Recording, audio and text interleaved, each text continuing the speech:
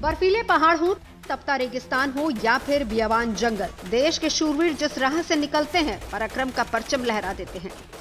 तिरंगे की आन बान और शान के लिए अपना सर्वस्व न्यौछावर करने वाले हिंद के रणबांकुरों की गर्जना भर से ही दुश्मन की धरती थर्रा उठती है।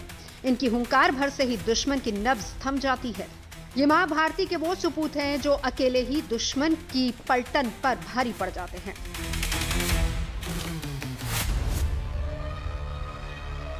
भारतीय सेना के भविष्य का खाका खींचा जा रहा है, जो मॉडर्न होगी, तकनीक में अव्वल होगी और साथ ही साथ ताकत में इसका कोई सानी नहीं होगा। सेना प्रमुख जनरल उपेंद्र द्विवेदी सेना के आधुनिकीकरण को लेकर लगातार काम कर रहे हैं और उसमें दो फोर्सेस रुद्र और भैरव, इसको लेकर सबसे ज्यादा चर्चा हो रही है ताकि दुश्मन भारत की ओर आंख उठाकर न देख सके।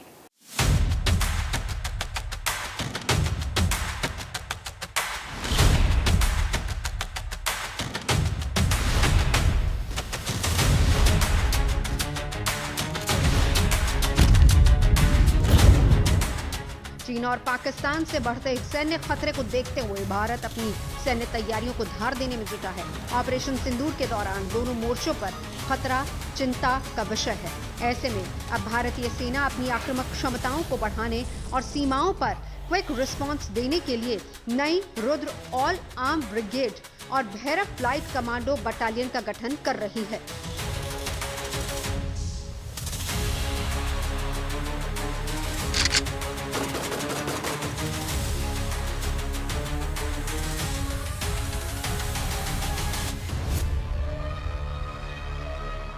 आज की भारतीय सेना न केवल वर्तमान चुनौतियों का सफलतापूर्वक सामना कर रही, बल्कि हम नित्य प्रतिदिन एक परिवर्तनशील, आधुनिक और भविष्य उन्मुख शक्ति के रूप में तेजी से अग्रसर हो रहे हैं। इसके अंतर्गत रुद्र के रूप में नई ऑल आर्म्स ब्रिगेड का गठन किया जा रहा है। ऑल आर्म ब्रिगेड क्या है, ये कैसे काम करती है, क्या होगी इसकी ताकत और ये कैसे पुरानी ब्रिगेड से अलग होगी, इसे जानना बहुत जरूरी है।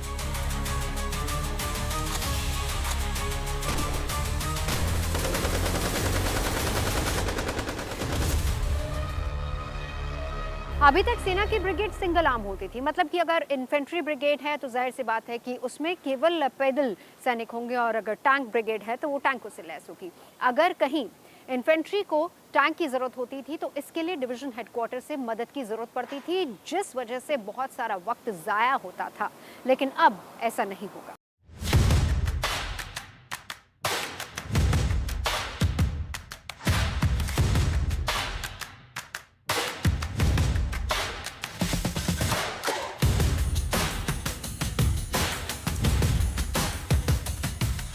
रुद्र ब्रिगेड को पावर देने के लिए ताकत की कई इकाइयों को साथ जोड़ा गया है।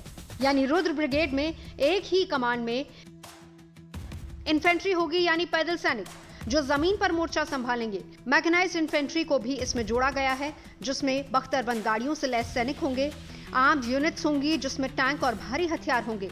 आर्टिलरी होगी जिसमें तोपखाने की ताकत को शामिल किया जाएगा जो दूर से हमला करते हैं।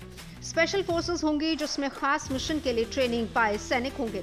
साथ ही ड्रोन होंगे जिसके जरिए जासूसी और हमले की ताकत होगी, जिसमें infantry, mechanised infantry, armoured units, artillery, special forces, unmanned aerial system जैसे फाइटिंग कंपोनेंट्स को एक साथ रखा जाएगा और विशेष रूप से तैयार किया जाएगा, जिसमें शामिल लॉजिस्टिक सपोर्ट और कॉम्बैट सपोर्ट हो। माना जा रहा है कि रुद्र ब्रिगेड में 3000 से ज्यादा लोग होंगे और इसका मतलब खतरे से निपटने के लिए लंबा इंतजार नहीं, बल्कि दुश्मन पर बिजली की रफ्तार से एक्शन। भविष्य के युद्ध में किसी भी चुनौती का सामना करने के लिए अब भारत की सेना रुद्र ब्रिगेड बना रही है। यह ब्रिगेड जो होंगी ये इंटीग्रेटेड ब्रिगेड होंगी, यानी इसमें 3 से 4 इन्फेंट्री बटालियन तो होंगी ही होंगी, साथ में इनका अपना इंटीग्रेटेड अपना टैंक फॉर्मेशन, बख्तरबंद गाड़ियाँ और अपना तोपखाना होगा। सबसे बड़ी बात है कि इन ब्रिगेड्स में अपनी ही सपोर्ट सर्विसेज जैसे कि supply logistics chain, corps of ASC, corps of ordnance और अपनी ही integrated workshop corps of EME की होगी, ताकि युद्ध भूमि में अगर कमांडर को कोई भी सपोर्ट की ज़रूरत पड़े तो उसे दूसरी तरफ ना देखना पड़े, पीछे ना देखना पड़े। जितनी सपोर्ट सर्विसेज हैं, logistic supply chain, repair and maintenance, signals, communications, ये सब कमांडर के पास ऑन द स्पॉट उसको अपने नीचे ही उपलब्ध होगी। इंडियन आर्मी में इंटीग्रेटेड बैटल ग्रुप बनाने का प्रस्ताव काफी समय से लंबित था। इसके प्रस्ताव में भी सभी आर्म्स को एक साथ रखकर बैटल ग्रुप तैयार करना है। अभी तो ये नहीं हो पाया है, लेकिन रुद्र ब्रिगेड लगभग उसी तर्ज पर आर्मी ने तैयार की है। हालांकि ये आईबीजी नहीं है, क्योंकि आईबीजी ब्रिगेड से ज्यादा बड़ी और डिवीजन से छोटी होती है।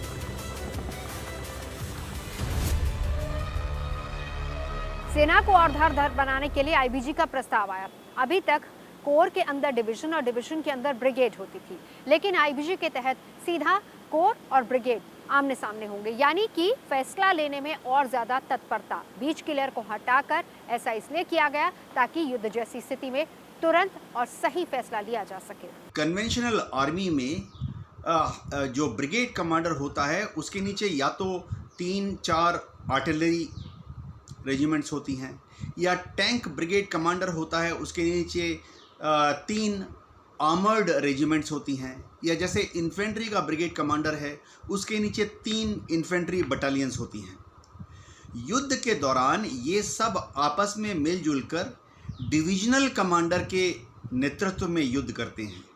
अगर इनको और भी ज़्यादा सहायता चाहती है, जैसे कि supply chain management, corps of ASC, corps of ordnance या सिग्नल कोर की मदद चाहिए होती है, या इंजीनियर्स की मदद चाहिए होती है, तो वो अपनी सहायता के लिए ऊपर की तरफ कोर कमांडर से मदद लेता है। लेकिन इंटीग्रेटेड ब्रिगेड कॉम्बैट यूनिट का कॉन्सेप्ट ये है कि एक ब्रिगेड कमांडर के पास, जो शायद ब्रिगेडियर या मेजर जनरल रैंक का होगा, ये सारी सुविधाएं उसके पास अवेलेबल है। इस कॉन्सेप्ट को अमेरिकन आर्मी ने और यूरोप की आर्मी ने अलग अलग समय पर अपनाया और इस कॉन्सेप्ट को छोटी और गतिशील यानी हाईली मोबाइल मैन्यूवरिंग बैटलफील्ड में बहुत यूजफुल पाया।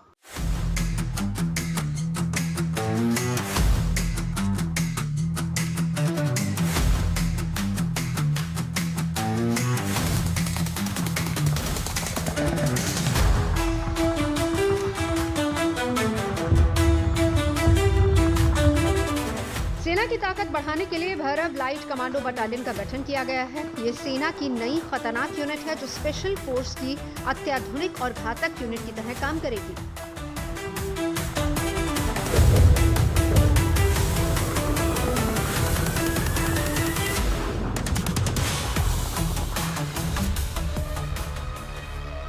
भैरव लाइट कमांडो बटालियन के रूप में एजाइल और घातक स्पेशल फोर्सेस का गठन किया गया है, जो सीमाओं पर शत्रु को चौंकाने के लिए हमेशा तैयार है।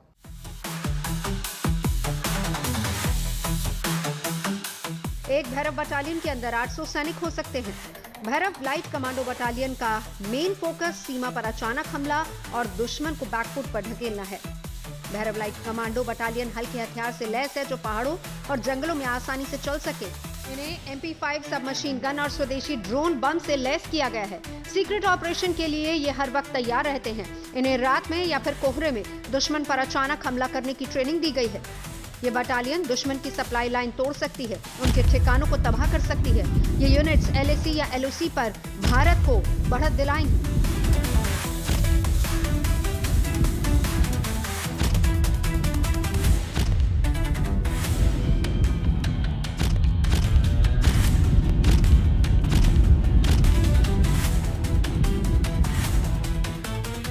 इंडियन आर्मी अब स्पेशल फोर्सेस से और कमांडो यूनिट्स से ख़ास तौर से पैरा कमांडो यूनिट से छांट छांट कर ऐसे सोल्जर्स को जमा कर रही है जो कि एक कोर ग्रुप में काम करेंगे।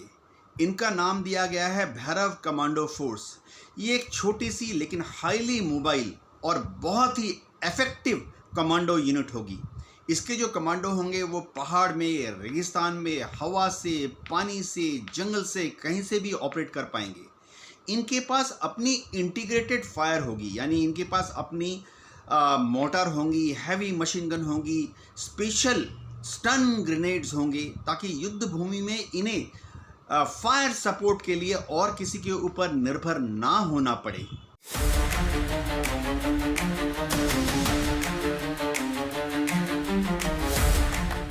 हर एक इन्फेंट्री बटालियन के अंदर खुद की एक प्लाटून होती है। उससे भैरव लाइट कमांडो बटालियन कितनी अलग है, ये भी जानना बहुत जरूरी है।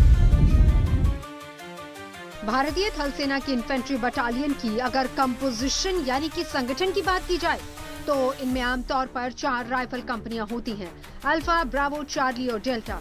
इनके अलावा हेडक्वार्टर अलग, जहां पर intelligence, signal, medical, logistic, motor, assault और एमएमजी के सेक्शंस होते हैं, और फिर जो एडमिनिस्ट्रेटिव सेटअप है वो अलग। जो 4 राइफल कंपनियां हैं उनमें से 3 राइफल कैरी करती हैं और 1 आरसीएल गन कैरी करती है।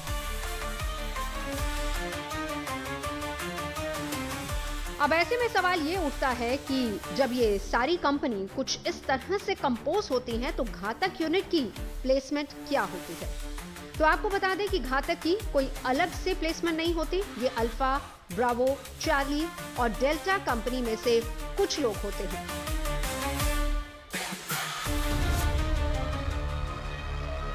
अभी तक भारतीय सेना को अगर कहीं रेड करना होता था तो ये काम होता था स्पेशल फोर्सेस और घातक प्लाटून्स का, लेकिन भैरव के बन जाने के बाद अब ये काम भैरव का होगा।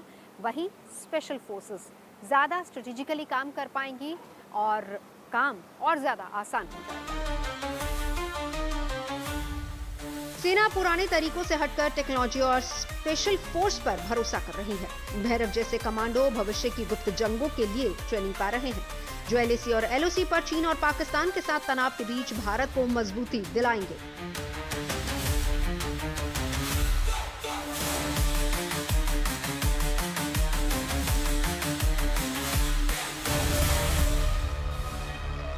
जल, थल और नभ में दुश्मन को मात देने के लिए भारतीय सेना के पास ऐसे रणबांकुरों की टोली है कि दुश्मन इनके सामने आने से कतराता है।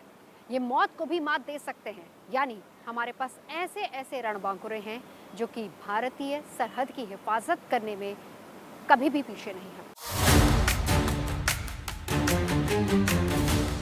दुनिया के तमाम देशों के पास अपनी खास कमांडो फोर्स होती है। अमेरिका से लेकर चीन और रूस के पास अपनी कमांडो फोर्स है।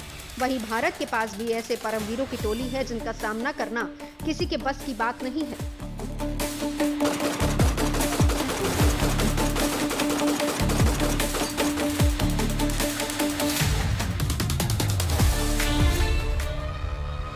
कमांडो एक स्पेशली ट्रेन्ड सोल्जर्स होते हैं, चाहे वो इंडियन आर्मी के, इंडियन एयरफोर्स के या इंडियन नेवी के हों।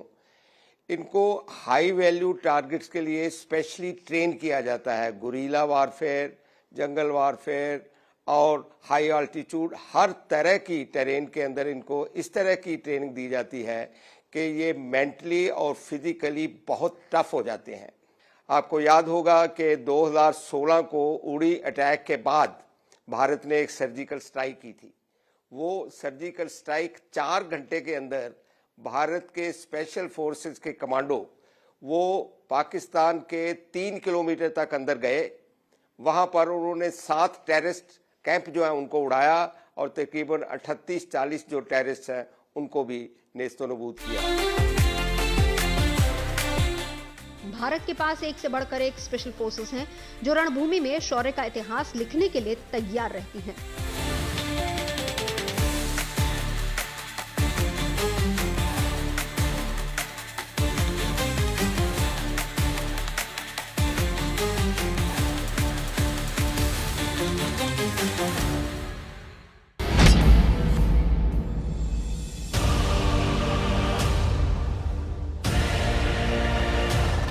दुश्मनों की मौत का दूसरा नाम है मार्कोस।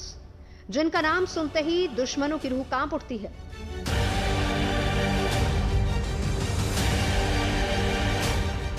इंडियन नेवी के ये मरीन कमांडोज ऐसे योद्धा हैं जो पाताल में दुश्मनों की समाधि तैयार करने की ताकत रखते हैं। लहरों पर राज करने वाले मार्कोस के महाबली चुटकियों में दुश्मन की ताबूत में आखिरी कील ठोक सकते हैं। मार्कोस या मरीन कमांडोज फोर्स भारत के सबसे खतरनाक और घातक कमांडोज हैं। हिंद महासागर की निगरानी करने वाले मार्कोस कमांडोज खाली हाथ भी दुश्मन का काम तमाम कर सकते हैं, क्योंकि इनको ट्रेनिंग ही इस तरीके से दी जाती है। ये महज 27 सेकंड में दुश्मन को मौत के घाट उतार सकते हैं। मार्कोस या मरीन कमांडो फोर्स की गिनती भारत के सबसे खतरनाक कमांडोज में की जाती है। इसे भारत का नेवी सील्स भी कहा जाता है। मार्कोस कमांडो को भारतीय नौसेना के लिए तैयार किया गया था, यानी कि ये जल और आसमान दोनों में दुश्मन से लोहा ले सकते हैं, लेकिन ताकत इतनी है कि जल थल नभ कहीं भी ये दुश्मन को परास्त कर सकते हैं। इंडियन नेवी की स्पेशल ऑपरेशन फोर्स यूनिट की ट्रेनिंग इतनी मुश्किल होती है कि हर किसी के लिए इसे क्वालिफाई कर पाना आसान नहीं होता। पहले मार्कोस कमांडो के लिए चुने गए लोगों का 4 सप्ताह टेस्ट चलता है। टेस्ट में अगर सफलता मिली तो 1.5 साल की हाड़ तोड़ ट्रेनिंग होती है, और ये ट्रेनिंग इतनी मुश्किल होती है कि 1000 जवानों में से कोई एक ही ट्रेनिंग पूरी कर पाता है। मार्कोस कमांडो वर्षों की ट्रेनिंग में खुद को खपाते हैं ताकि देश पर कोई आंख उठाने की जुर्रत न करे। मार्कोस कमांडो समंदर की सतह से 55 मीटर नीचे 15 मिनट तक बिना ऑक्सीजन उपकरण के रह सकते हैं और लड़ भी सकते हैं। समंदर की सतह से 35 मीटर नीचे करीब 20 मिनट तक रहने की क्षमता विकसित की जाती है। जांघों तक भरे कीचड़ में भागना होता है। कंधों पर 25 किलोग्राम का बोझ होता है। फिर 2.5 किलोमीटर की बाधा दौड़ का कोर्स भी होता है। यही नहीं, कई कमांडोस तो ऐसे होते हैं जो आधे घंटे तक पानी में मुश्किल हालात से जूझ सकते हैं, फिर चाहे वो बर्फ से लबालब वुलर झील हो या फिर अरब सागर।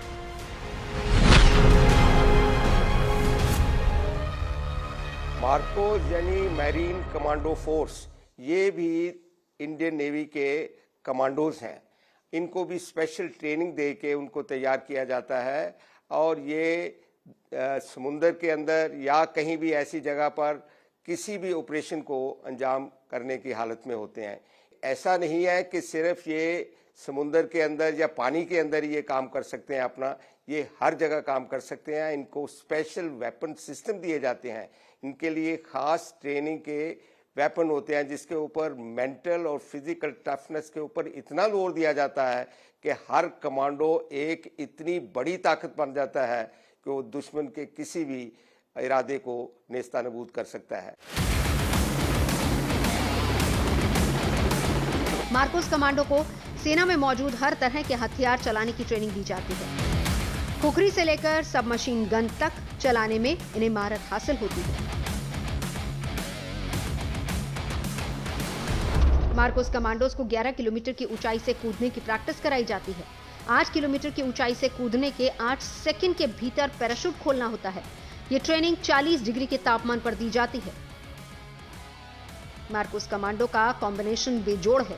इनकी हर चाल और गोली पर दुश्मन का नाम होता है। पलक झपकते ही खेल खत्म। इनकी ट्रेनिंग जो है कई जगह की जाती है, जैसे बेलगाम में जूनियर कमांडो ट्रेनिंग स्कूल है, वहाँ पर किया जाता है।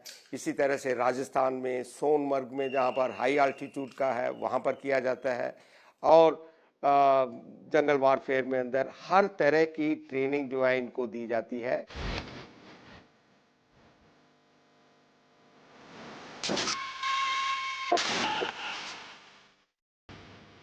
अमेरिका की नेवी सील से हिंद के इन सूरमाओं की तुलना की जाती है, लेकिन हकीकत तो यह है कि नेवी सील से भी ज्यादा घातक है। ऐसा इसलिए क्योंकि नेवी के इन स्पेशल कमांडोज का निशाना अचूक है, बार अचूक है। दुश्मन का ऐसा कोई किला नहीं जिसे ये भेद न सके। आसमान से लेकर जमीन तक और जमीन से लेकर समंदर तक वॉरफेयर या फिर कॉम्बैट ऑपरेशन में इन्हें महारत हासिल है।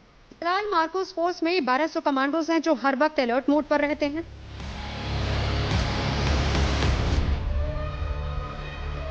मरीन कमांडोज को आसमान का सरताज कहा जाता है, जो कि पिछले 4 दशक से भारत की समुद्री सीमाओं की रक्षा कर रहे हैं। दरअसल भारत 3 तरफ से समंदर से घिरा हुआ है और दुश्मन की नजर हमेशा यहीं पर रहती है, लेकिन मरीन कमांडोज के होते हुए दुश्मन भारत की तरफ आंख उठा के भी नहीं देख सकता। देश पर जब जब बाहरी खतरा मंडराया, मार्कोस को याद किया गया। स्पेशल फोर्स ने हर मौके पर खुद को साबित किया। मार्कोस 1987 से अब तक कई बड़े ऑपरेशंस में अपनी भूमिका निभा चुकी है और उन्हें एक सफल अंजाम तक पहुंचाया भी है। साल 1987 के पवन ऑपरेशन को मार्कोस कमांडो ने ही सफलता दिलाई थी। इसके बाद साल 1988 में कैक्टस ऑपरेशन, 1991 में ताशा ऑपरेशन, साल 1992 में जबरदस्त ऑपरेशन, 1999 में करगिल वॉर, 2008 में ब्लैक टॉर्नेडो ऑपरेशन और 2015 में हुए राहत ऑपरेशन समेत इस स्पेशल कमांडो फोर्स ने कई बड़े ऑपरेशंस में शानदार प्रदर्शन किया है। इनके बुलंद हौसलों के सामने दुश्मन ने हमेशा घुटने टेके हैं और जिन्होंने घुटने नहीं टेके उनके कदम इन्होंने हमेशा के लिए उखाड़ दिए।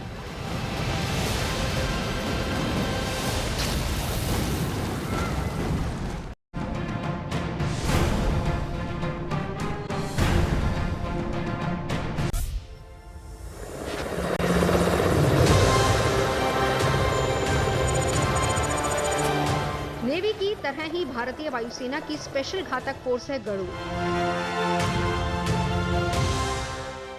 जिनके कंधों पर आतंकवाद के खात्मे से लेकर सरहद पर दुश्मन से सीधा मुकाबला करने का जिम्मा होता है। गरुड़ कमांडोज की ट्रेनिंग नेवी के मार्कोस और आर्मी के पैरा कमांडोज की तर्ज पर होती है।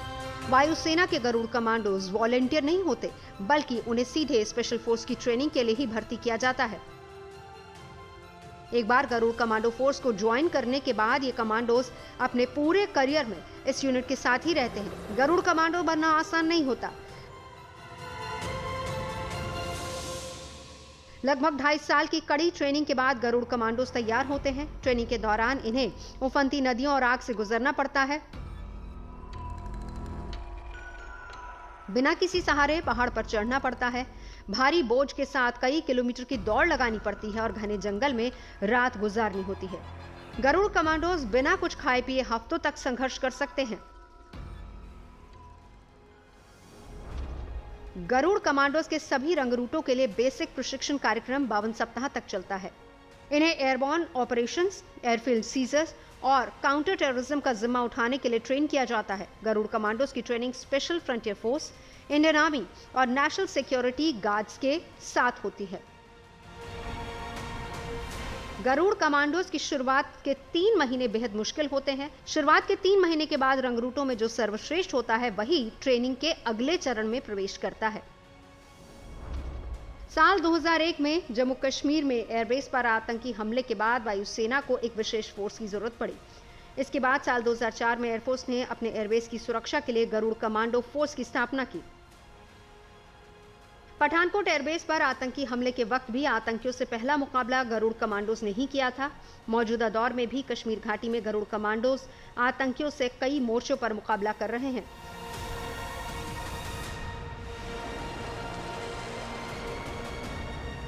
भारतीय वायुसेना ने अपनी स्पेशल फोर्स को अमेरिकी 6 और असॉल्ट राइफल्स जैसे हथियारों से भी लैस किया है। इनके पास गैलिल स्नाइपर राइफल्स, इजरायली टेवर राइफल और इनके कई वेरिएंट्स के साथ साथ नेगेव लाइट मशीन गन भी मौजूद है, जो कि 800 से 1000 मीटर की रेंज से दुश्मन सैनिक को मार गिरा सकती है।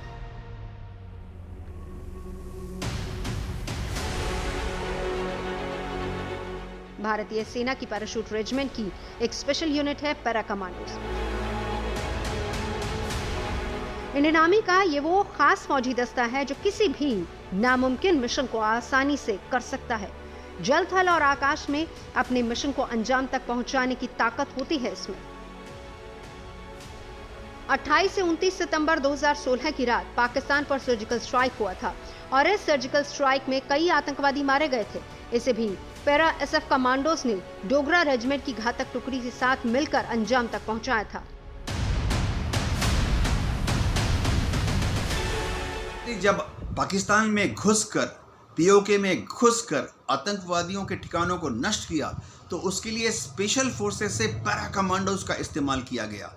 इन पैरा कमांडोज को खास तौर से सिखाया जाता है कि किस तरह से हवाई जहाज से छलांग मारनी है पैराशूट की मदद से, या किस तरह से हेलीकॉप्टर में जाकर दुश्मन के यहाँ रैपलिंग करके या स्लिदरिंग यानी रस्सी से फिसल कर दुश्मन के सिर के ऊपर उतरकर तुरंत उसको नष्ट कर देना है। ये जो कमांडो होते हैं, इनको एक्सट्रैक्शन यानी हमला करने के बाद जब उन्होंने दुश्मन को ठिकाने लगा दिया, 5, 10, 15, 20 दुश्मन के सिपाहियों को या आतंकवादियों को मार डाला, तो किस तरह से 3 मिनट के अंदर ही जो रेस्क्यू हेलीकॉप्टर आएगा, इवैक्यूएशन के लिए जो हेलीकॉप्टर आएगा, उसमें वापस चढ़ के वापस सेफली अपने टेरेन में वापस आ जाना है। ये सारा मिशन सिर्फ 25 कमांडोज ने पूरा किया था। 150 कमांडोज बैकअप और एक्स्ट्रा सपोर्ट के लिए एलओसी के पास रुके हुए थे। अगर पाकिस्तानी सेना जवाबी कार्रवाई करती तो इधर से उसके ऊपर अनजाना हमला होता। भारत के इतिहास में पहली बार ऐसा साहसी कदम उठाया गया था। उरी हमले के बाद पूरा देश आक्रोश में था, गुस्से में था, और पाकिस्तान ये मानने को तैयार नहीं था कि उसने एक कायराना हरकत की है, इसीलिए उसे जवाब देना जरूरी हो गया था। Para commandos hand to hand combat के अलावा कई सारी कॉम्बैट टैक्टिक्स में भी माहिर होते हैं, जिसके कारण ही पैरा कमांडोज को स्पेशल कमांडो ऑफिसर या फिर सोल्जर कहा जाता है। जब भी भारतीय सेना को कोई बहुत बड़ा अभियान करना होता है, तब इन्हें जरूर याद किया जाता है। इनका इस्तेमाल स्पेशल ऑपरेशंस, आतंकवाद विरोधी अभियान, गैर परंपरागत हमले, विशेष टोही मुहिम जैसे ऑपरेशंस में किया जाता है।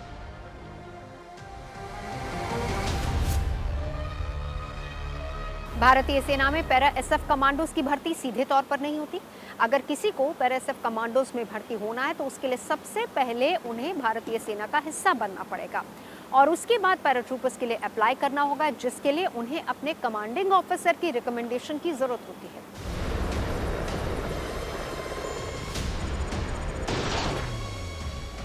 पैरा एसएफ कमांडोज बनने के लिए बेहद मुश्किल ट्रेनिंग से गुजरना होता है।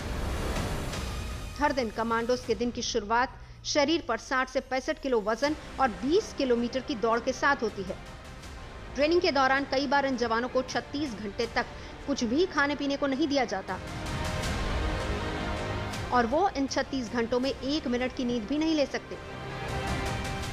सोचिए, क्या एक आम इंसान कभी ऐसा कर पाएगा? एक पैरा कमांडो को 33,000 फीट की ऊंचाई से कम 50 बार जंप लगाना होता है, तब जाकर वो एक पैरा कमांडो बनता है। आगरा में उन्हें ट्रेनिंग दी जाती है, और पानी में लड़ने के लिए उन्हें कोची में स्पेशल स्कूल में ट्रेनिंग दी जाती है।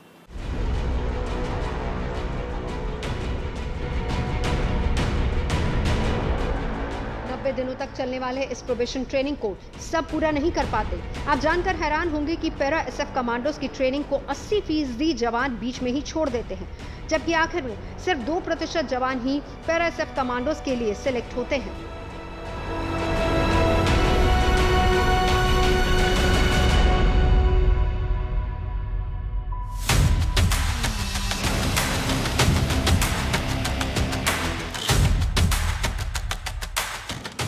देश की बेहतरीन कमांडो फोर्स में एक और नाम शामिल है, जिसे एनएसजी यानी कि नेशनल सिक्योरिटी गार्ड्स के नाम से भी जाना जाता है।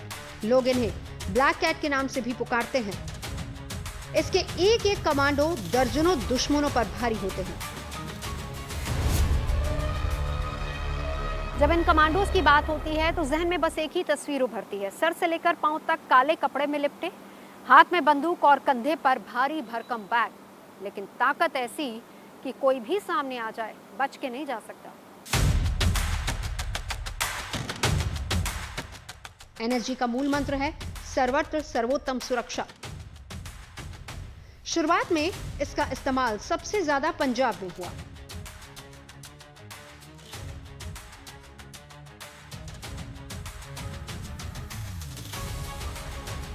एक मई 1986 को 300 एनएसजी कमांडोज ने 700 बीएसएफ जवानों के साथ मिलकर स्वर्ण मंदिर को आतंकियों से मुक्त कराया। इसके बाद 1988 में इन्होंने पंजाब के मान इलाके में ऑपरेशन ब्लैक हॉक पूरा किया।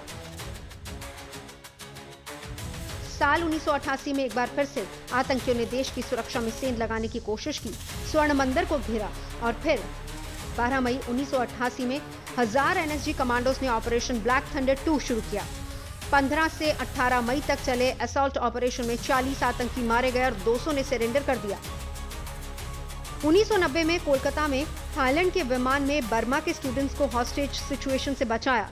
साल 1993 में जब आतंकियों ने इंडियन एयरलाइंस के विमान को अमृतसर एयरपोर्ट पर हाईजैक किया था, तब एनएसजी कमांडो फोर्सेस ने ऑपरेशन अश्वमेध चलाया।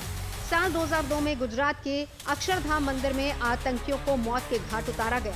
इसके बाद 26/11 मुंबई हमले में पाकिस्तानी आतंकियों को भी मार गिराया गया।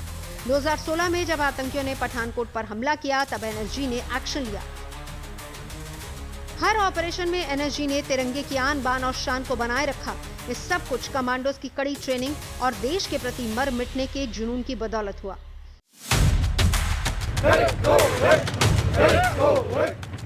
गृह मंत्रालय के तहत काम करने वाले एनएसजी कमांडोज का काम सिर्फ वीआईपी सिक्योरिटी संभालना ही नहीं होता, बल्कि आतंकियों को मौत के घाट उतारने से लेकर हॉस्टेजेस की स्थिति को संभालने में भी इनका इस्तेमाल होता है।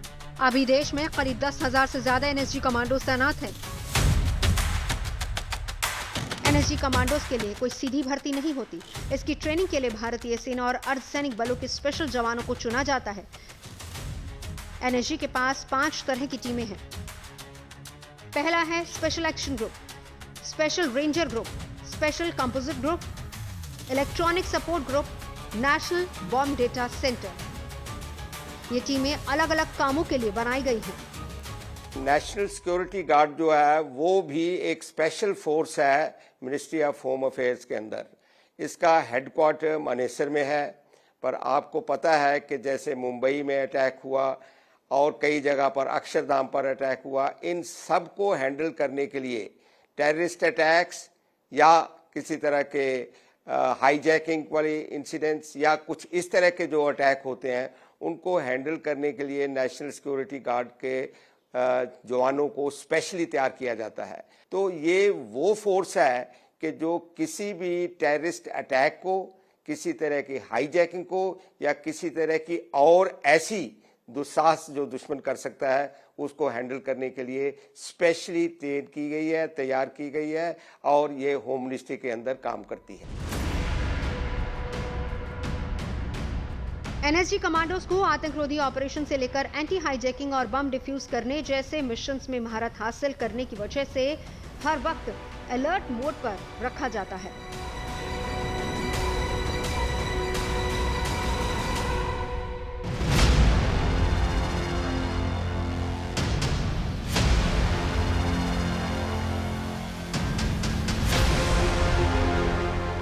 जंगल जहां पर जहर भी है और जिंदगी भी, जहां दुश्मन भी है और जिंदगी भी, हालात जैसे भी हों अपनी दिलेरी से वो छाप छोड़ जाते हैं। ये हैं कोबरा कमांडोज, जिन्हें घने जंगल में काम करने की महारत हासिल है। ये खामोशी से आते हैं और दुश्मन खेमे में तबाही का शोर छोड़कर चले जाते हैं। गुरीला रणनीति और जंगल युद्ध में इनका कोई सानी नहीं, कोई तोड़ नहीं। Cobra commando battalion for resolute action का शॉर्ट फॉर्म है। सीआरपीएफ की special force gorilla war tactics और जंगल वॉरफेयर में स्पेशलाइज्ड होती है। इसका गठन सितंबर 2008 में नक्सलवाद की समस्या से निपटने के लिए किया गया। मिजोरम, छत्तीसगढ़ के नक्सल प्रभावित इलाकों में इसने ऐसे मुश्किल ऑपरेशंस को अंजाम दिया जिनसे नक्सलवाद की जड़ें हिल गई। कोबरा का अर्थ है commando battalion for resolute action. Now जिस तरह से इंडियन आर्मी, नेवी और एयरफोर्स के अंदर कमांडोज हैं, उसी तरह से सीआरपीएफ जो कि होम मिनिस्ट्री के नीचे आती है, सीआरपीएफ के भी अपने कमांडो हैं। इनकी ज़रूरत पड़ी जब नक्सल ने हाथ ऊपर उठाया, इनका सिर ऊपर आया, तो नक्सलियों को कुचलने के लिए सीआरपीएफ ने भी अपने कमांडो जो तैयार किए, जिनको कोबरा कहा जाता है।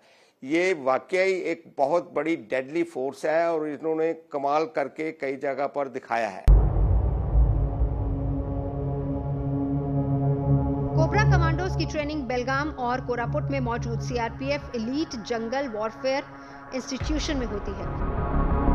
इनका मेन फोकस जंगल में दुश्मन का सामना करने की टेक्निक रहता है। कोबरा कमांडोज की ट्रेनिंग 3 महीने तक चलती है और उसके बाद ही कमांडोज की पोस्टिंग होती है। फिलहाल कोबरा कमांडो फोर्स में 10,000 कमांडोज हैं। इन्हें गोरिल्ला ट्रेनिंग और नक्सल वॉरफेयर के लिए ट्रेन किया गया है। दुनिया की बेस्ट पैरामिलिट्री फोर्सेस में गिनी जाने वाली कोबरा कमांडो फोर्स के जिम्मे राष्ट्रपति भवन और संसद भवन समेत कई अहम इमारतें भी हैं। सीआरपीएफ की कोबरा यूनिट में महिला कमांडोज भी होते हैं।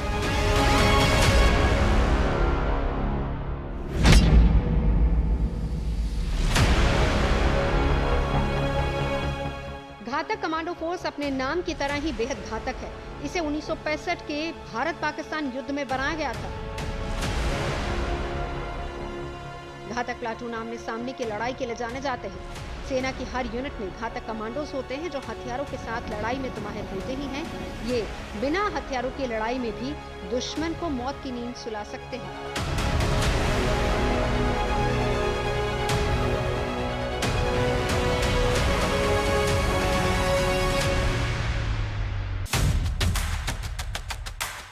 कमांडो की 43 दिन की ट्रेनिंग होती है, जिसमें करीब 45 किलो वजन लेकर इनको चलना होता है और वो भी बिना रुके 40 किलोमीटर तक। ये ट्रेनिंग इन्हें शारीरिक तौर पर मजबूत बनाती है। इन्हें हर तरह के हथियार की ट्रेनिंग के साथ ही गुत्थम गुत्था की लड़ाई में भी ट्रेन किया जाता है। यही नहीं, ये मार्शल आर्ट में भी माहिर होते हैं।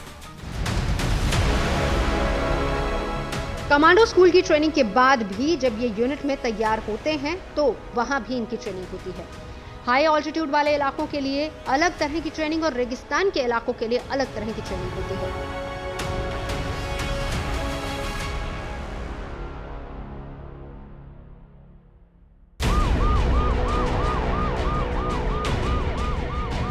देश की सबसे खास और स्पेशल फोर्सेस है एसपीजी, जो प्रधानमंत्री की सुरक्षा में तैनात है। इस फोर्स में शामिल होना अपने आप में बहुत बड़ी बात है। बाज से भी तेज निगाहें, चीते से फुर्ती और शेर जैसी ताकत रखते हुए एसपीजी के जवान।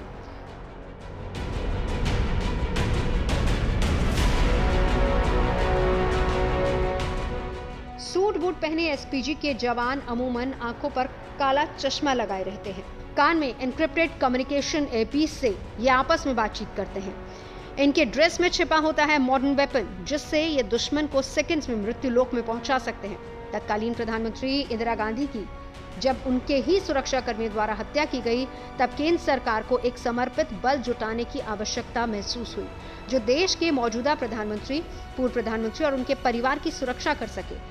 जिसके बाद 1985 में स्पेशल प्रोटेक्शन ग्रुप की स्थापना की गई। इस समय प्रधानमंत्री नरेंद्र मोदी इकलौते हैं जिनका प्रोटेक्शन एसपीजी के हाथ में है।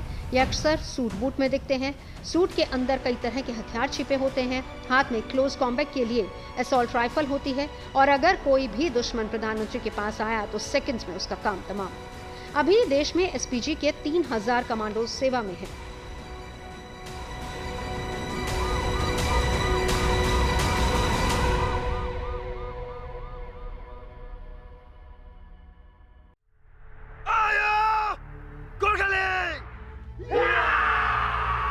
भारतीय सेना के गोरखा रेजिमेंट की डिक्शनरी में असंभव जैसा कोई शब्द नहीं।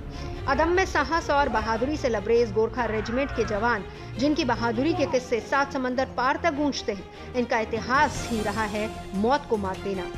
ये इतने बहादुर हैं, इतने दिलेर हैं कि इनके सामने आना दुश्मन सेना के बस की बात नहीं है।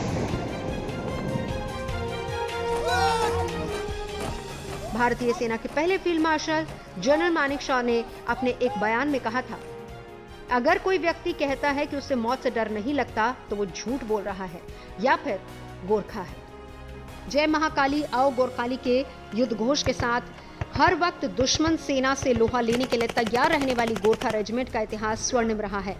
इन्हें साहस और वफादारी के लिए जाना जाता है। जन्म के साथ ही इन्हें सिखाया जाता है कि डरकर जीने से बेहतर है मर जाना।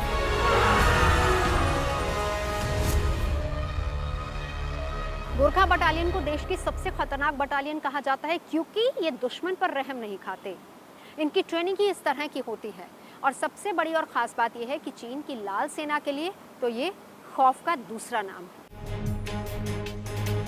दुश्मन देश अच्छे से वाकिफ है कि भारत के पास ऊंचाई पर होने वाली लड़ाई के लिए प्रशिक्षित दुनिया की सबसे बड़ी और सबसे अनुभवी सेना मौजूद है, जिसमें गोरखा रेजिमेंट काफी पारंगत मानी जाती है।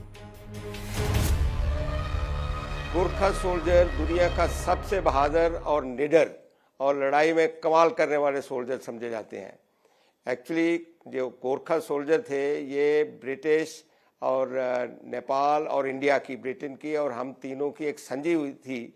उस संधि के तहत वो गोरखा जो है वो इंडिया में हमारे साथ हमारे लड़ाई के अंदर हिस्सा लेते हैं और वो हमारी रेजिमेंट्स का हिस्सा है। वर्ल्ड वार 1 में, वर्ल्ड वार 2 में इन्होंने कमाल किया और 3 विक्टोरिया क्रॉस भी जीते। तकरीबन 20,000 गोरखा सोल्जर जो है शहीद भी हुए। तो गोरखा की पहचान है उसकी एक तो हैट और दूसरा उसकी खुखरी। और गोरखा का सबसे बड़ा जो मोटो है वो है it is better to be dead than to be coward, better to be dead than to be coward.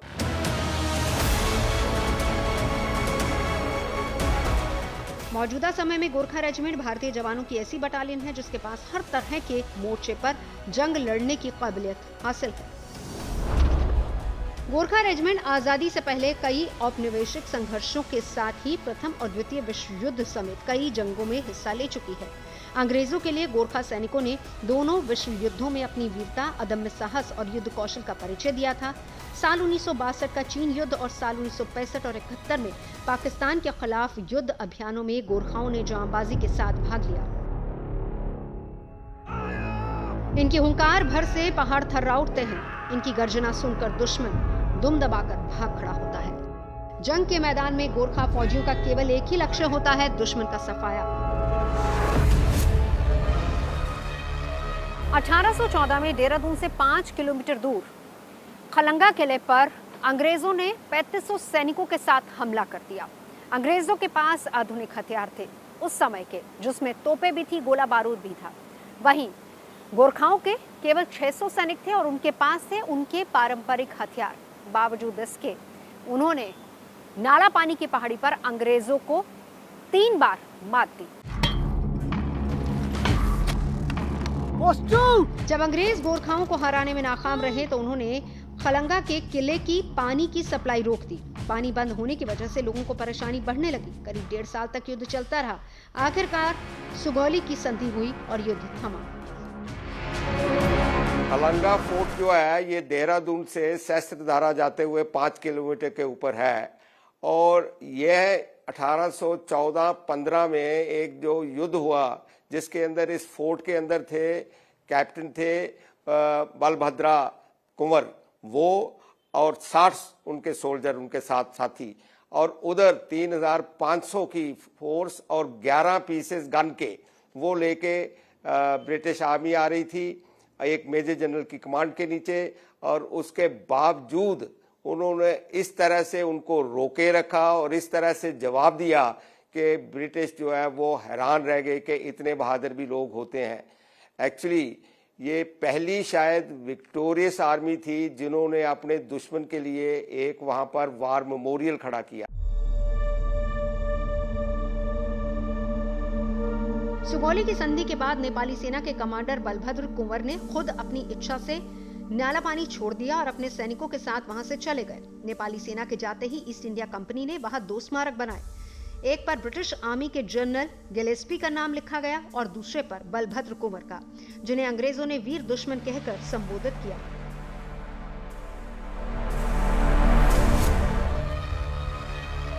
पूरे युद्ध में ब्रिटिश जनरल डेविड ऑक्लोनी ने गोरखा योद्धाओं को देखा। उन्होंने देखा कि ये कितने ताकतवर हैं। युद्ध खत्म होने के बाद उन्होंने सोचा कि क्यों ना इन बहादुर सैनिकों को अपने यहाँ शामिल कर लिया जाए और इसीलिए सुगौली की संधि के तहत गोरखाओं को ब्रिटिश सेना में एक अलग रेजिमेंट के तौर पर शामिल किया गया और तब से ये ब्रिटिश सेना का हिस्सा बने। आज़ादी के बाद इनकी एक अलग रेजिमेंट भारत में भी है। साल 1950 में भारत गणराज्य बना, तब इसका नाम गोरखा राइफल्स रखा गया। भारत, नेपाल और अंग्रेजों के बीच एक समझौता हुआ जिसके मुताबिक भारत की सेना में गोरखाओं की भर्ती होती रहेगी। माना जाता है कि आज जो टोपी गोरखाओं की निशानी है वो बलभद्र कुंवर ने ही सबसे पहले पहनी थी। भारत के लिए गोरखा रेजिमेंट हमेशा तत्पर रही है। पाकिस्तान और चीन के खिलाफ हमेशा वो खड़ी रही है। पाकिस्तान और चीन को हर बार ये बताया गया कि अगर गोरखा रेजिमेंट भारत की सरहद की हिफाजत कर रही है तो दुश्मन घुटने टेकेगा ही, और इसीलिए उन्हें परमवीर चक्र और महावीर चक्र से नवाजा गया। भारतीय शांति सेना के रूप में भी इस रेजिमेंट ने अपनी कई सेवाएं दी हैं और इनका आदर्श वाक्य है, कायर होने से बेहतर मर जाना। गोरखा जंग के मैदान में जब अपने नारों का जयकारा लगाते हैं तो उनको सुनकर ही दुश्मन भय से थर्रा उठता है। जब वीर गोरखा सेना जंग के मैदान में उतरती है उस वक्त उन सब पर वीर जवान सैनिकों का केवल एक ही लक्ष्य होता है, हर परिस्थिति में अपने आदर्श वाक्य पर कायम रहना, जो है कायर होने से बेहतर मरना। ये परवाह नहीं करते कि दुश्मन कितना ताकतवर है और उसके पास कितने घातक हथियार हैं। ये खुखरी लेकर ही रणभूमि में उतरते हैं।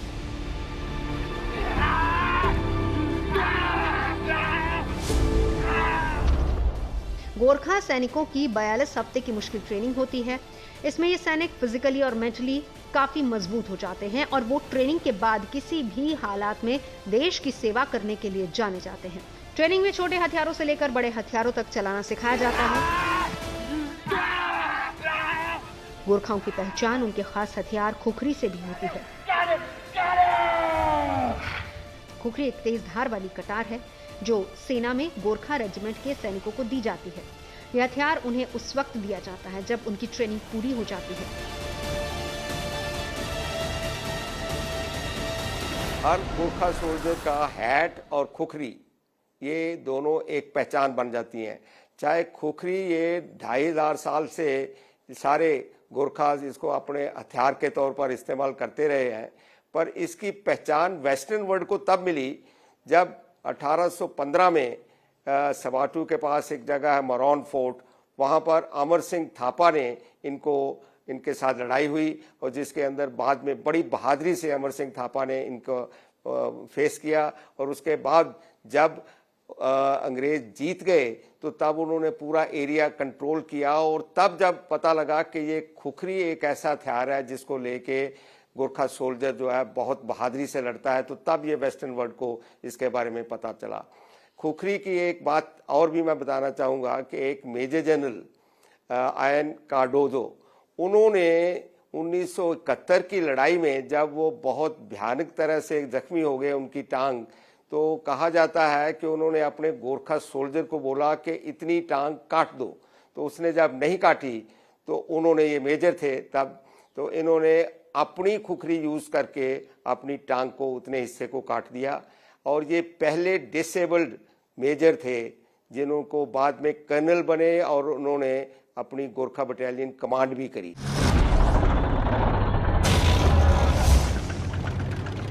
सबसे अहम आमने सामने की लड़ाई की ट्रेनिंग होती है जिसमें उन्हें सामने से दुश्मन को मात देने के बारे में सिखाया जाता है।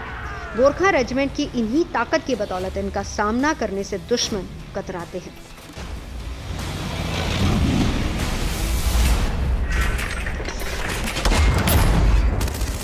दिल्ली से नवजोत रंधावा के साथ bureau report, good news today.